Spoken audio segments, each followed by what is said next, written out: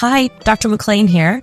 I'm here to just share with you 5 quick tips on how you can get a better night's rest tonight. Tip number 1 is to have consistency around when you wake up in the morning.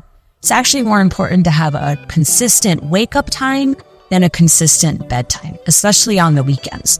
If you wake up at the same time every day, it's going to tell your body when it's time to be awake, and also when it comes time to bedtime is going to make it easier for you to fall asleep. Also, if you can get early morning sunlight exposure to your eyes for a few minutes, that's going to help set up your circadian clock, which is going to help trigger the right hormones to help you stay alert during the day and get drowsy during the evening. That leads me to tip number 2, which is to avoid screens too close to bedtime. So telephones are a big one, obviously, and TVs, tablets, computers.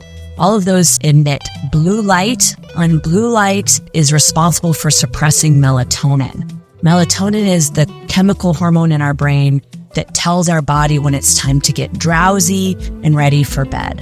So if you can avoid too much screen time the last hour before bed, that's going to help you to fall asleep easier. Tip number 3 is to avoid alcohol. Alcohol is a sedative and a muscle relaxant. So one thing that alcohol does is it impacts our body's ability to get into a normal sleep cycle.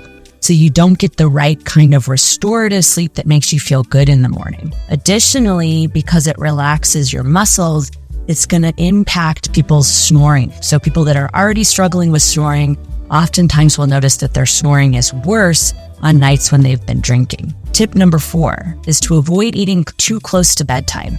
If you give your body a couple of hours from your last meal until bedtime, it gives your body time to properly digest, and it's going to make it easier for you to have more appropriate sleep cycles and feel better in the morning.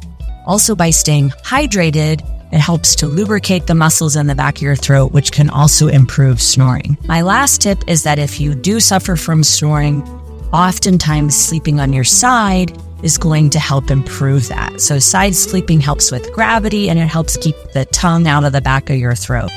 For some people that aren't able to sleep on their side, sometimes using a wedge pillow to have a little bit of elevation of the head can also help improve their snoring. Now, with all of these tips, if you're still struggling with snoring or noisy and non-restorative sleep, give us a call. We'd be happy to talk with you about where you're at in your sleep journey and how me and my team can help you get a better night's rest.